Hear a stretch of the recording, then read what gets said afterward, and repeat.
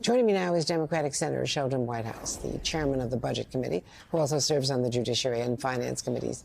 Senator, thank you very much. There's also another issue about Leonard Leo, who's a major conservative figure who gave Donald Trump the list of potential appointees, nominees to the court, and helped in the vetting of Supreme Court justices, and that he apparently, with information showing that it was to just not disclose, helped to get money to Ginny Thomas, the justice's wife. How can you? It's a pretty rife mix, isn't it? Yeah. So I'm just wondering how you can proceed, because you've called on the Chief Justice to investigate. You've called on him to testify. You've tried to get Harlan Crow in front of your committee, and so far without any success. So what are your options here? So the thing we're doing this afternoon is to look at what happened back in 2011, when very similar questions were raised about Clarence Thomas, including yacht and jet travel gifts from the very same billionaire, and to track how those were treated through the Judicial Conference and its Financial Disclosure Committee, and how that all worked, because that's the prequel to the current allegations that are going to be reviewed through the same process. So I think that's going to be an important look at how the judiciary actually handles this in-house. And while we are ready with legislation, I think it would be in everybody's best interest for the judiciary to manage this problem on its own. I think we'll get some good support for that from the witness that we have this afternoon, a federal judge who was there at the time in 2011. And so by continued pressure, I think the other judges are pretty fed up with this, let's put it that way. And I think the other judges can put continued pressure on the Judicial Conference to take the necessary steps so that this doesn't keep happening. Now, just to clarify, the Judicial Conference is the group that oversees the ethics for all judges in the federal court system, other than the Supreme Court, which reviews its own ethics. Actually, it even oversees the Supreme Court in many respects, and it could do a good deal more. They just cleaned up the personal hospitality exemption that Supreme Court justices were using, that no other judge had tried to use that way. And even Justice Thomas said, yes, I'll abide by that new rule. So the court will listen to the procedures to the policies that the Judicial Conference has set up. And they do go through the procedures of the Judicial Conference. So there's more there to work with than you might think.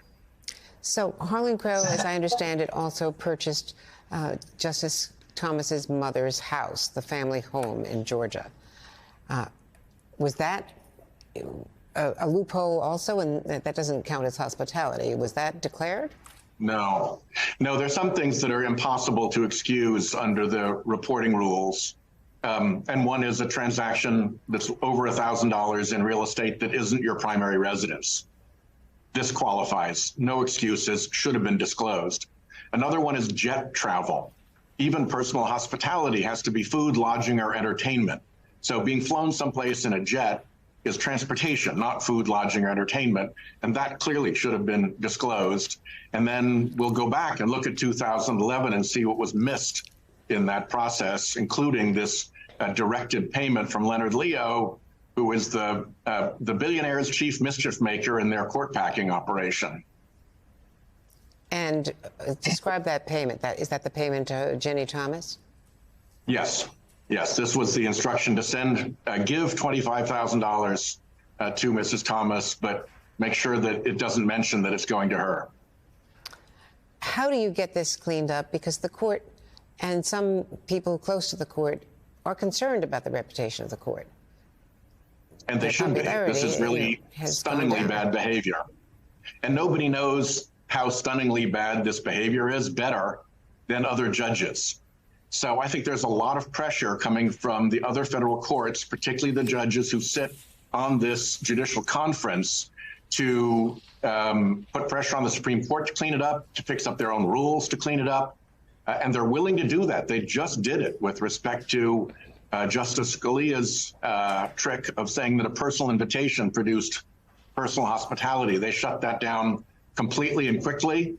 So I think there's plenty of room for the judiciary to heal its own injury here. And if not, we have legislation. And before I let you go, I want to ask you about the debt ceiling talks, because there is optimism expressed from both the Speaker and the White House after last night's talks. They've delegated trusted aides who have the confidence of both sides.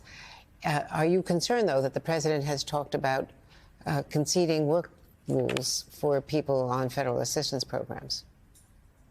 Yes, and I'm going to wait and see what the actual outcome is before I make any decisions about how to react.